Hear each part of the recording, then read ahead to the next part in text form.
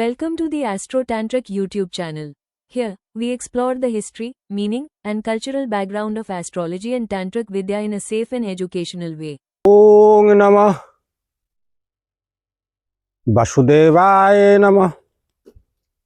আগে স্বামী বশীকরণের ললিতা যন্ত্র দিচ্ছি, আরো একটা ওর থেকে পাওয়ারফুল প্রতি বশীকরণের, যে একেবারে অতিরিক্ত রসিক, মানে এমন রসের ঠিলা কিছু আমাগে প্রজাতি, মানে আমরা পুরুষ প্রজাতির মানুষ আছে, ঘরে স্ত্রী থাকতে বাইর দিয়াও সেই ঠিলে পাইতে বেড়ায়, বুঝলা?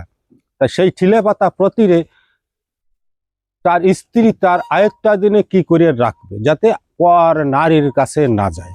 একটু খাটনিকারের জিনিস, কিন্তু কাজ চমৎকার, একদম রামের হাতের তীরের মতো কাজ করবে। অতিরিক্ত রুক্ষ কর্কশা বদ মেজাজের প্রতিও এই ক্রিয়াকর্মের দ্বারাই নিজের আয়ত্তাধীনে সম্পূর্ণ অনুকূলে, অর্থাৎ গোলাম বানাই রাখা যায়। নকশা দেখো, দেখছো নকশা? যেদিন কাজ করবা বা যে করিয়ে দেবা, নিরামিষ খাবা, শুদ্ধ বসন পাবা, চান্দান করে উত্তর মুখ বা পূব মুখে মুখ হয়ে আসন করে বসবা, বসে ভোজ পাতায় কুসকুম ও গ্রসনা গোলাপ জলে গুলিয়া, যন্ত্র লাগবা কি দিয়া? কুসকুম ও গ্রসনা গোলাপ জলে গুলিয়া। শুক্লাপক্ষের ত্রয়োদশী দিন এই কাজ করতে হবে। শুক্লাপক্ষের ত্রয়োদশীর দিন, যে কোনো মাস হোক, ওই মাসে একদিনে এই কাজ করা যাবে। শুক্লাপক্ষের ত্রয়োদশীর দিন এই যন্ত্রে বানাইতে হবে, রচনা করতে, অর্থাৎ এর এই কর্মটা করা যাবে শুক্লাপক্ষের ত্রয়োদশীর দিন।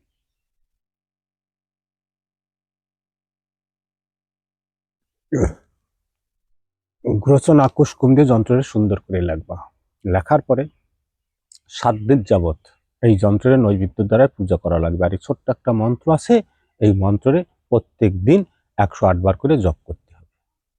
যত বড় বদমাশ স্বামী হোক, স্ত্রীর দাসত্ব বধ স্বীকার করতে বাধ্য, কিন্তু যেরকম কাউরে গোলাম বানা বা একটু খাটপা না, তাহলে সে অসাধ্য সাধন হবে কি করে? যে তাবিজ বানালে আমার বললাম, আর গলায় বললাম, আর পরের ফল, পরের মাইয়া, পরের বউ বশ হয়ে গেল, এ কখনো সম্ভব না।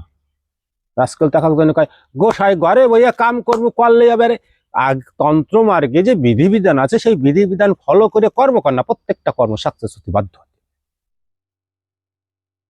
এই যে মহানকশা, ললিতা দেবীর নকশা, এই সব নকশার মধ্যে স্বয়ং আমাদের রাধা রানীর যে প্রিয় সখী ললিতা দেবীর, তার গুণাবলী আছে, তার শক্তি প্রসন্ন নকশা, এগুলো তার স্বরূপ।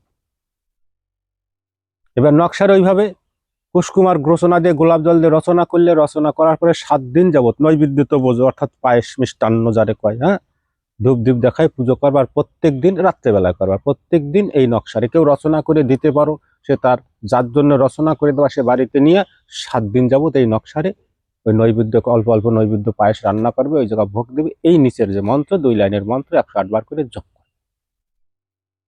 7 দিন শেষে ওই নকশাটারে সুন্দর করে ভাঁজ করে লাল কাপড়ের, তাবিজ কবজের মধ্যে বললে কিন্তু হবে না, লাল কাপড়ে ছোট্ট করে সেলাই করে ভাঁজ করে, যেমন আজ কিছু পাওয়া যায়, আমাকে তো না, নট বাঙালির মধ্যে দেখা যায়, ইসলামের মধ্যে ওই যে কালো কাপড় দিয়ে ভাঁজ করে তাবিজ বাঁধতে, গলায় নেয় না, লাল কাপড় দিয়ে সুন্দর করে সেলাই করে গলায় নেবা।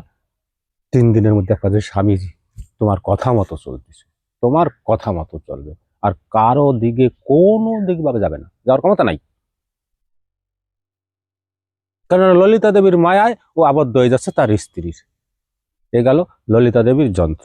আর একটা সোলেমানীয়, ইসলামিক সোলেমানীয় নকশা দিব বশীকরণের জন্য। এই নকশা আরো সহজ, একদম সহজ, যারে খুশি তারে, সল বউ মাইয়া বেটায় বন্ধু বান্ধব সবাইরে বশ করা যাবে।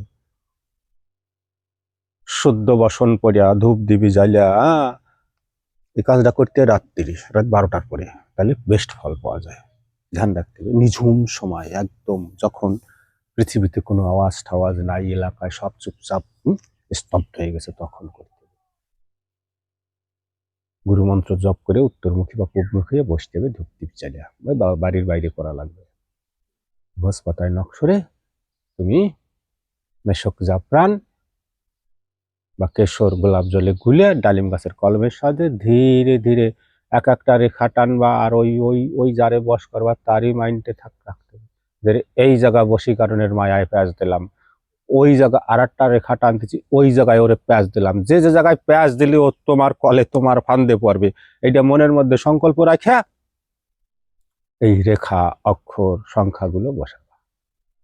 হ্যাঁ, একদম স্রেফ যে কোনো যন্ত্র বা কোনো মন্ত্র উচ্চারণ সময়, যন্ত্র লেখার সময় তারই যে কর্ম করব সেই কর্মেরই উদ্দেশ্য, সেই ধ্যান জ্ঞান নিজের মাইন্ডের মধ্যে রাখতে বিশ্বের থেকে সব মুছে নিয়ে এসে, তা নাহলে কিন্তু হবে না।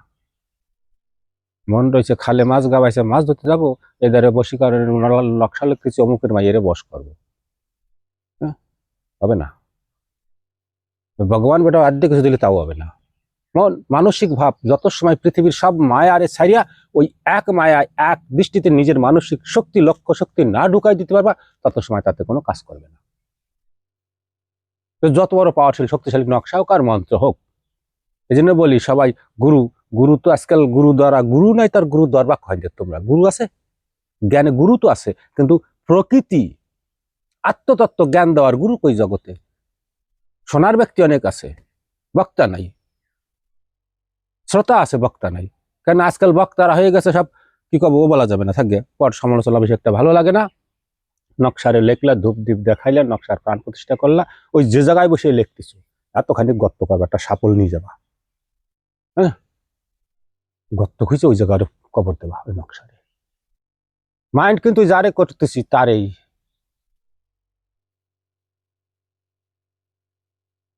আর কিছু না। মাইন্ড কিন্তু যারে করতেছে যত সময় ক্রিয়া করবো তারই ধ্যান ভাবনা থাকবে, ওই জায়গায় কবর দেওয়া সাপলে উল্টে ভালো করে গাদ দিয়ে মানে এমন গাদান গাদা ভাববা যে শালারে গাদাই আমার মনের মধ্যে ভরে রাখতেছি, এলাই জন্য আমার থেকে মুক্তি না পায় কোনোদিনও জীবনের তরে, আমারই গোলাম হয়ে থাকুক, এখনো ভাবধারা নিয়ে ক্রিয়াকর্ম করতে গেল। উঠলে উঠে ওই জায়গায় পাও দিয়ে খানিক দুয়ে পাও দিয়ে দাপাই ধুয়ে পরিষ্কার সমান সমান করিতে চলে আসো বাড়ি, তোমার কাজ পুরো। দেখো কত টাইম লাগে কাজ হইতে। এই জন্য সবসময় প্রত্যেকটা মন্ত্রের জগতে আমরা যারা আছি আমাদের ধ্যান রাখতে হবে ক্রিয়াকর্মের সময়, আমি কি কাজ করতেছি, কোন উদ্দেশ্যে, কার জন্য, কিসের জন্য। জগতের সব কিছু তখন সেই জায়গা বিসর্জন করে দিয়ে ওই কর্মের মধ্যে তোমার 10টা ইন্দ্রিয়া, 9টা দরজা, 5টা ভূত, 6টা রিপু, এই যে 30 জন, আর তুমি কিরকম। এই আতখান কেউ যদি আমার প্রশ্ন করে কি কব আমি, সাধু তোমার আতখান কার, কি বলি আমরা উত্তর কি দিই, আমার। তবে আমার কথা আছে, আমি তো বলতেছি এই আতখান কি, আতখান তো আমার, এই আতখান কি আমি। এইসব ভুলে যাইয়া যখন মানসিক ভাব এক হইয়া একটাই তন্ত্র মার্গের ক্রিয়াকর্ম করবা, তখন সে কাজ হইতে দাদা ভাইরা বাধ্য। এইভাবে সাচ্চা দিলে পরিষ্কার মন মাইন্ডে এই মন্ত্রের জগতে থাকতে হইতে হবে, তবেই আমরা এর কুল কিনারা পাবো, তার আগে না। এই জন্য সবাই তো যে কয় কতটা কয় ভাই কি কব, গুরু আর শিষ্য, তুমি গুরু সেরকমই পাবা তোমার মধ্যে গুরুত্ব বোধ কতটুকুনি আছে।